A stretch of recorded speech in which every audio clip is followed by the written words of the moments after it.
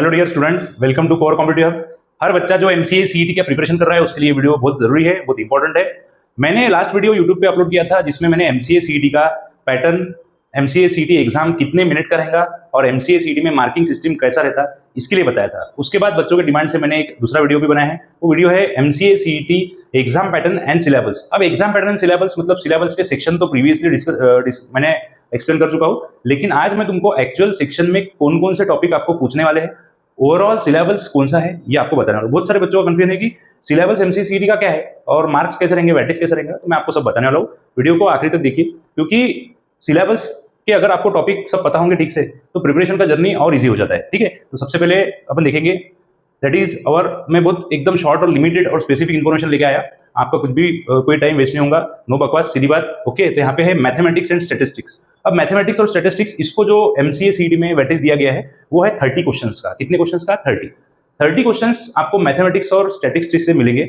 इसके अंदर तुमको 4 मैंने ब्रेकअप दिए हैं मैथ्स के 30 मार्क के क्वेश्चंस में, जिसमें अरिथमेटिक मैथ्स है, जो बहुत सारे बच्चों को पता रहता है कि अरिथमेटिक मैथ्स मतलब जो एमबीए सीईटी एमसीए सीईटी को कॉमन ही रहता है, लेकिन एमसीए सीईटी में थोड़ा सा मैथ्स अलग दिया है। और मैथ्स अलग देने के बावजूद भी उनका जो सेक्शन ब्रेकअप है वो आपको जब बताऊंगा कि 30 मार्क कैसे डिस्ट्रीब्यूट होते हैं, तो वो सबसे ज्यादा इंपॉर्टेंट है, क्योंकि लगभग सब बच्चे ये मिसगाइडेड हो जाते हैं कुछ तरीके से या कुछ तरह से, कि जिनको सिर्फ बताया जाता है कि इतना ही मैथ्स उसमें पढ़ाने वाले हैं। तो ये बहुत गलत इन्फॉर्मेशन है, क्योंकि एमसीए सीईटी के आप पिछले पेपर देख लो, महाराष्ट्र एमसीए सीईटी के, उसके अंदर आपको सब अलग अलग टॉपिक इंक्लूड दिखे हैं। ठीक है, अब 30 क्वेश्चन जो रहते हैं वो कैसे रहते हैं, तो अरिथमेटिक मैथ्स के जो मैंने टॉपिक लिखा है percentage, that is next is profit loss, ratio proportion, average, partnership, simple and component test, problem based on ages, mixture and alligation, time, speed and distance. ये मैथ्स को बोला जाता है अरिथमेटिक मैथ्स।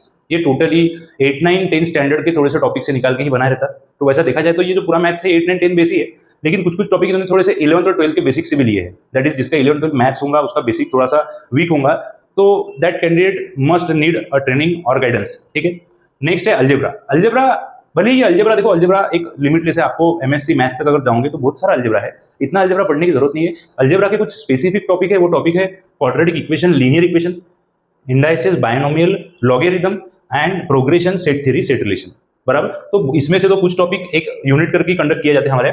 तो जैसा कि तुमने देखा कि quadratic equation, linear equation, indices, binomial, logarithm, progression, ये सब टॉपिक जितने ही इनके जो नाम आपको क्रिटिकल और टफ लग रहे हैं, इतने ये टॉपिक हम टफ नहीं बताते, क्योंकि एक्चुअल में क्या है कि अलजेब्रा क्वाड्रेटिक इक्वेशन बोला तो क्वाड्रेटिक इक्वेशन बहुत तरीके से सॉल्व किया जाता है, लेकिन जो कॉम्पिटिटिव एग्जाम में दैट इज एमसीए सीईटी में आपको जिसकी जरूरत है वो क्वाड्रेटिक इक्वेशन थोड़ा सा अलग है।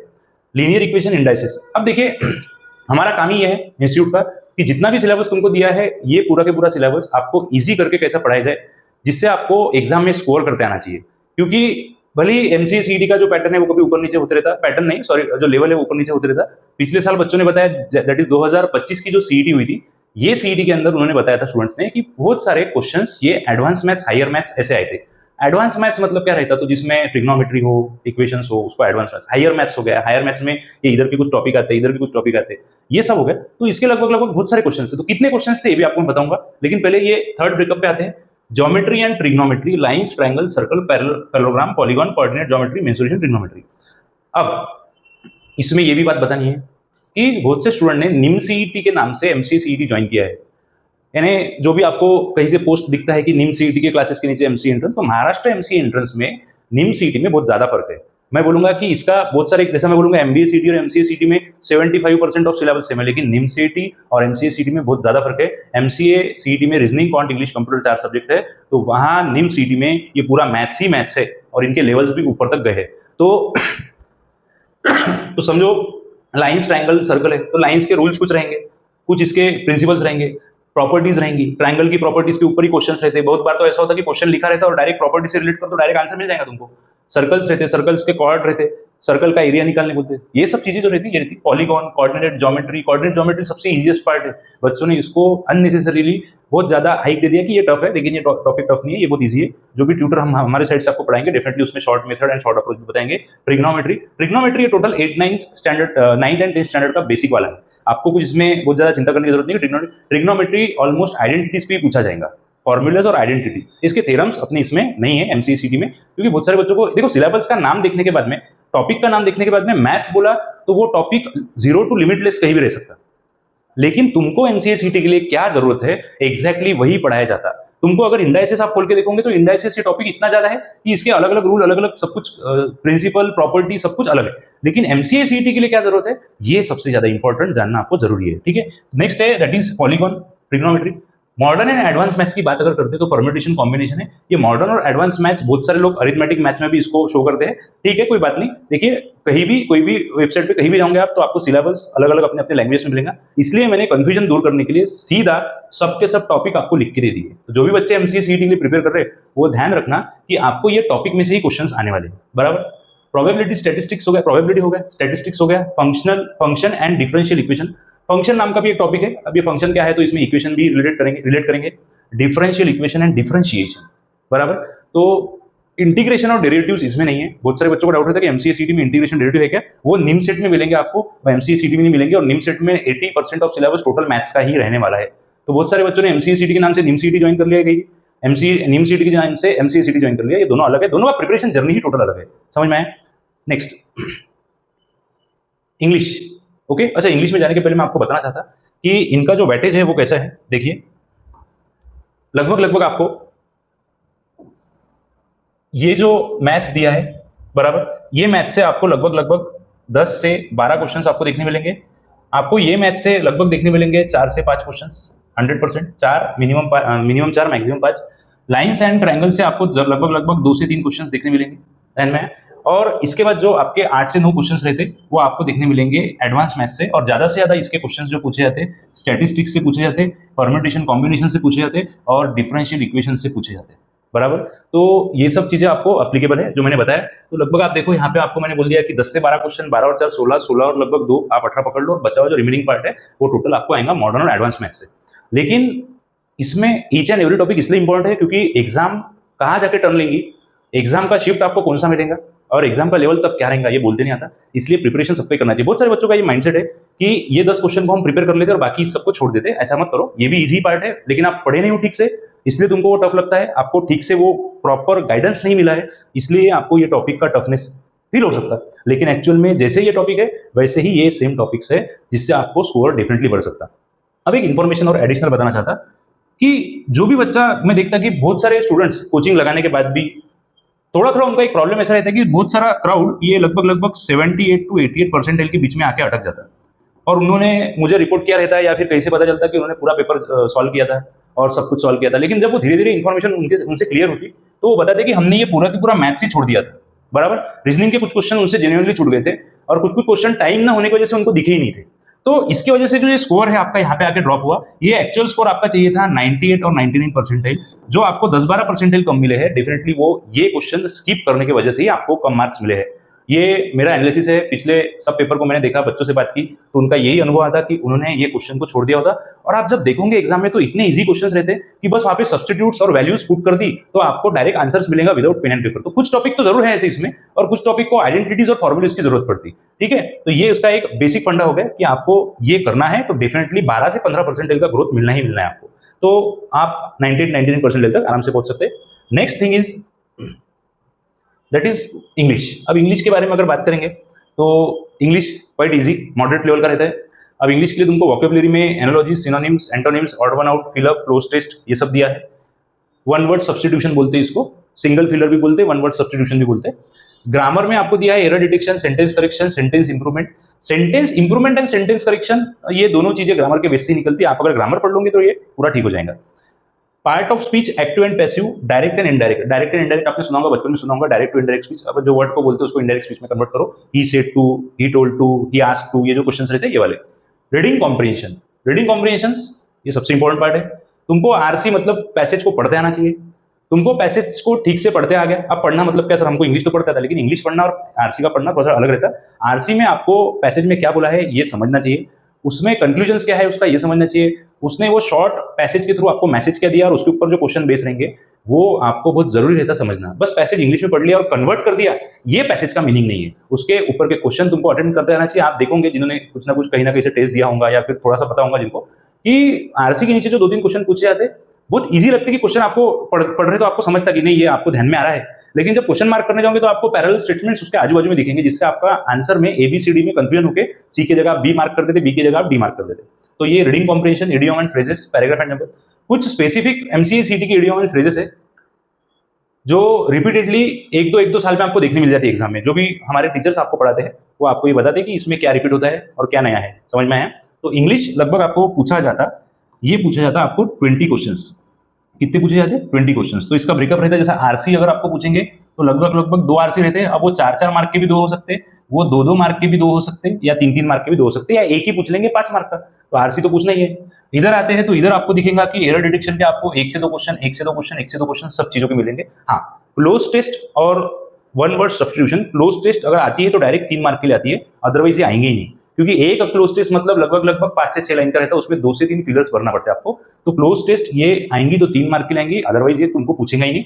ऑड वन आउट मतलब इसमें से कौन है इंग्लिश के वर्ड में से जो सीक्वेंस को या फिर उसके मैटर को फॉलो नहीं कर रहा। एंटोनिम्स और सिनोनिम्स ये भी बहुत इंपॉर्टेंट है। एंड एनालॉजीज, एनालॉजी ये थोड़ा सा डिटेल वाला टॉपिक है, आपको बताऊंगा। एनालॉजी मतलब सिमिलर रिलेशनशिप, वर्ड के बराबर वाला वर्ड कौन सा है ये पूछा जाता है। सिनोनिम्स और एंटोनिम्स ये वर्ड के रिप्लेसमेंट है, लेकिन एनालॉजीज ये क्या है कि रिलेशन सेम कहाँ रहेगा ये आपको पूछा जाता है। Next, now next important thing is logical reasoning.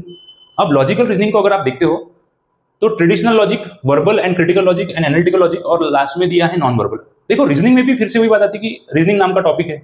अब रीजनिंग में नॉन वर्बल रीजनिंग क्या है, एब्स्ट्रैक्ट रीजनिंग क्या है, एनालिटिकल रीजनिंग क्या है। एनालिटिकल रीजनिंग मतलब जो क्वेश्चंस को आप एक थ्योरेटिकल फॉर्म में, डिस्क्रिप्टिव फॉर्म में पढ़ के आंसर्स देते हो, उसको एनालिटिकल बोला जाता है, बराबर। जैसे नॉन वर्बल मतलब क्या, तो जिसमें तुमको बोलने की, नॉन वर्बल मतलब, वर्बल मतलब बोलना, नॉन मतलब नहीं बोलना। तो एक ऐसा वर्ड टू वर्ड मीनिंग बताया मैंने। नॉन वर्बल मतलब कि जहां पे आपको इमेजेस को देख के ही आंसर को देना पड़ेगा, दैट इज कैलकुलेशन की जरूरत नहीं पड़ेगी, कैलकुलेशंस की जरूरत नहीं पड़ेगी, रफ वर्क का जरूरत नहीं पड़ेगा। आपको आंसर्स डायग्राम से देख के देना है, paper folding, mirror images, water images, cubes and dice, उसके बाद पेपर कटिंग, ये सब इसमें आ गया। एनालिटिकल रीजनिंग में सिटिंग अरेंजमेंट ज्यादा से ज्यादा आता है, इनपुट आउटपुट आता है। Sitting arrangement, linear, circular, floor box, distribution, comparison. Okay, verbal में आता है statement, conclusion, critical reasoning. Statement conclusion, sorry ये मिसस्पेल्ड हो गया, इसको बोलते हैं statement conclusion, statement assumption, statement argument. Okay, and next thing is statement and conclusion और स्टेटमेंट एंड एजम्पशन। ये एजम्पशन चाहिए था, ये एजम्पशन, ठीक है। Course of action, statement and argument. तो स्टेटमेंट हर जगह पे तुमको दिख रहा है, जैसा सभी जगह मैंने यहाँ पे स्टेटमेंट लिख के रख दिया। अब ये स्टेटमेंट मतलब क्या है कि एक आपको स्टेटमेंट दिया जाता है, वो स्टेटमेंट को देख के नीचे एजम्पशन कौन सा है, सूट होता है, ये बताना है। स्टेटमेंट को देख के कोर्स ऑफ एक्शन क्या रहेगा, ये उसका टॉपिक का। तो टॉपिक के नाम ये नीचे वाले हैं, टॉपिक के नाम ये नीचे वाले हैं, ये वाले, समझ में? तो ये सब आपको पूछा जाता है। Next, traditional logic, alphabet series, alpha numeric series, blood relation, inequality, ये सब कुछ चीजें आपको पूछी जाएंगी ट्रेडिशनल लॉजिक में, जिसको एक जनरल रीजनिंग बोला जाता है। ये सभी एग्जाम्स में आपको कॉमन दिखेगा, ऑलमोस्ट ऑल एग्जाम में कॉमन दिखेगा। तो ये आपका हो गया रीजनिंग। इसके आपको 30 क्वेश्चन पूछे जाते हैं। 30 क्वेश्चन में आप समझ लीजिए ये नॉन वर्बल के लगभग आपको 4 से 5 क्वेश्चन पूछे जाते हैं। यहाँ से आपको कोई भी एक सेट, जैसा ये पूछ लेगा, या ये पूछेगा, या ये पूछेगा, या पूछेगा, क्योंकि ये जो टॉपिक है ना, ये थोड़े ज्यादा वेटेज वाले। आप देखोगे जो बच्चे एमबीए सीटी और बैंक एग्जाम को प्रिपेयर कर रहे हैं, उनको ये ज्यादा वेटेज के लिए आते हैं। तो आपको एक सेट कोई भी पूछ सकता है इसमें से, या 2 पूछेगा मैक्सिमम। बाकी जो एमसीए सीटी है वो टोटली ये 2 पैरामीटर पे डिपेंड करती है रीजनिंग की। तो रीजनिंग में अगर आपको इधर स्ट्रांग बन गए आप, तो आपको डेफिनेटली आप समझ लो 30 में से आप 23-24 क्वेश्चंस को आराम से कर सकते हैं, कोई बड़ी बात नहीं। तो ये लगभग आपको रहता है 30 मार्क का ब्रेकअप, ठीक है। Next thing is that is computer knowledge, या कंप्यूटर जिसको बोलते हैं। कंप्यूटर 20 क्वेश्चन आपको पूछे जाते हैं। अब 20 क्वेश्चन का एक ये पिछले लगभग आप समझ लो 6 या 7 साल का जो एनालिसिस किया एग्जाम का, वहां से डाटा मिला। Computer basics, data representation, binary arithmetic, computer architecture, computer language, operating system basics, ये तुमको यहां से क्वेश्चंस पूछते हैं। वन लाइनर भी पूछे जा सकते, फिल इन द ब्लैंक्स भी पूछे जा सकते, या तुमको कोई तो भी एक, जैसा HTML है उसमें H stand for what, T stand for what, WW में क्या है, ये सब चीजें आपको पूछी जा सकती। और इनके बेसिक्स जैसा बोले तो 11-12 का कंप्यूटर और BSc कंप्यूटर और BCA फर्स्ट ईयर का कंप्यूटर अगर आप कर लोगे फर्स्ट ईयर सेकंड ईयर का, तो ये इनफ है। ये ज्यादा कोई हाई लेवल का नहीं जाएगा। और प्रोग्राम अगर कोई पूछता भी है तो प्रोग्राम के बहुत शॉर्ट्स क्वेश्चन इसमें रहते हैं, डिटेल में रहते नहीं। तो MCA CET का ये जो टोटल सिलेबस है, जिसमें तुमको मैंने 4 सब्जेक्ट बताया, दैट इज मैथमेटिक्स, स्टैटिस्टिक्स बताया, रीजनिंग बताया, इंग्लिश बताया और कंप्यूटर बताया। तो ये पूरा मिला के 100 क्वेश्चंस, कितने क्वेश्चंस रहते लगभग, तो ये पूरा मिला के आपको MCA CET में 100 क्वेश्चन देखने मिलेगा। और 100 क्वेश्चन के लिए जो मार्क रहता है वो एक क्वेश्चन के लिए 2 मार्क। तो ऐसा आपका कितने मार्क का टेस्ट रहेगा, 200 मार्क का टेस्ट रहेगा without negative marking. Negative marking इसके अंदर नहीं रहता। तो जितने भी बच्चे MCA CET का प्रिपरेशन कर रहे हैं या करने का सोच रहे हैं, डेफिनेटली आप ये कोर्स के थ्रू जाइए, सॉरी आप ये सिलेबस के थ्रू जाइए, आप ये सेक्शंस के थ्रू जाइए। और जो भी बच्चे ये देख रहे वीडियो को, जिनको ऑनलाइन कोचिंग लगाना है, आपने यूट्यूब पे डेमो लेक्चर्स देखे हैं, हमारा ऐप है, वो ऐप कोर कॉम्पिटिटिव हब है, यहाँ से आप स्कैन कर सकते हैं। ये कॉन्टैक्ट नंबर दिया है, यहाँ पे आप इंक्वायरी या डिटेल में सब कुछ पूछ सकते हैं। ऑफलाइन सेंटर्स में बैचेस ऑलरेडी चालू हो गई है, कुछ बैचेस आफ्टर 15 अगस्त ऑफलाइन की स्टार्ट होने वाली है, तो आप उसके लिए प्रिपेयर रहिए। ऑनलाइन बच्चे ये बैच को कभी भी ज्वाइन कर सकते हैं, क्योंकि एक फैसिलिटी इसमें है। वो फैसिलिटी ऐसा है कि लाइव सेशन अगर आपका मिस होता है तो आपके इसमें ऑटो सेव रहता है, वो आपको सेव रहेगा और वो बाद में कभी भी देख सकते हैं आप। तो मॉक टेस्ट सीरीज हमारे दोनों बच्चों को मिलती, ऑफलाइन वालों को भी, ऑनलाइन वालों को भी। तो आप आपका प्रिपरेशन जर्नी आज ही स्टार्ट कीजिए, देरी मत कीजिए। मैंने बोला था कि बैच तो नवंबर में भी मिल जाएगा, प्रिपरेशन तो हम नवंबर से भी करवा देंगे, फीस तो उतना ही लेंगे, लेकिन बात ऐसा है जितना जल्दी प्रिपरेशन आप स्टार्ट करोगे एमसीए सीईटी का, उतना ही ज्यादा प्रैक्टिस आप जनवरी फरवरी में कर सकोगे, और उतना ज्यादा प्रैक्टिस आपने किया तो आपके परसेंटाइल में डेफिनेटली ग्रोथ दिखेगा ही दिखेगा। बहुत सारे शार्प बच्चे मैंने देखा कि जिनको करना चाहते थे, लेकिन टाइम कुछ ना कुछ अननेसेसरी एंगेजमेंट में वो फंसे हुए, कहीं ना कहीं अलग जगह पे उनके टाइम अलॉट हुई है, तो सब कुछ छोड़ के 1 घंटा आप लाइव क्लास के लिए और आधा घंटा उसका स्टडी के लिए आप दीजिए। हम आपको 100% 99% तक पहुंचाने का गारंटी मैं उनको दे सकता।